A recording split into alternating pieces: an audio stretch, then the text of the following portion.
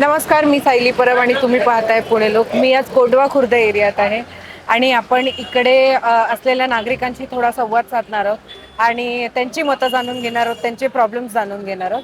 तर मी सरळ प्रश्नांकडेच होते. नमस्कार सर. नमस्कार. तुम्ही किती वर्षापासून इथे राहताय?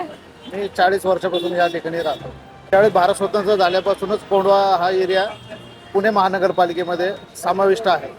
असं पाहायला गेलं तर कोंढवा भागाचा जो विकास आहे तो प्रत्येक नगरसेवकाने या ठिकाणी त्याच्या परीने करण्याचा प्रयत्न केलेला आहे. आता कोणाचं नाव घ्यायचं असं बरेच लोक आहेत. बाबर असतील, त्यानंतर चौधरी असेल, लोणकर असतील.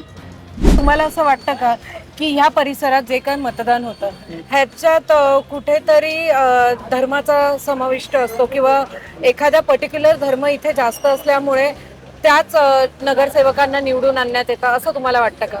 तसं मला असं वाटत नाहीये. पण काय झालं माहिती आहे का, ज्याप्रमाणे याच्या मागे मुस्लिम एरिया जरी होता तरी या ठिकाणी हिंदू लोक निवडून येत होते. पण आता काय झालंय, 65% मुस्लिम आहेत आणि 35% हिंदू आहेत. पण परिस्थितीनुसार कसं असतं माहिती आहे का मॅडम, की जरी पर्टिक्युलर जेवढे लोक असतात पण तेवढं मतदान होत नाहीये. की काही लोक या ठिकाणी असतात, त्या ठिकाणी शिफ्ट होतले जातात. पण मूळ मतदार या ठिकाणी हिंदू मतदार तर प्रचंड प्रमाणात आहे की ते संपूर्ण 100% मतदान करतात.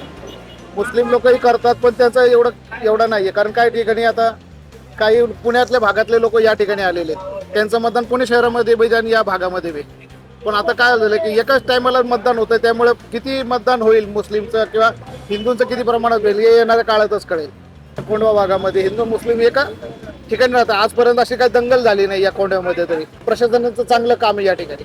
फक्त एवढंच आहे की या रस्त्याचा फार थोडासा ट्रॅफिक जामचा प्रॉब्लेम होते. ते आता पुणे शहरातच आहे पण कोंढव्यामध्ये थोडासा जास्त आहे. त्यामुळे पण प्रशासन करत आहे आणि नगरसेवकही या ठिकाणी चांगली कामं करतात. कोंढवा हा पुण्याच्या दृष्टीने सगळ्यात सुरक्षित एरिया आहे माझ्या दृष्टीने.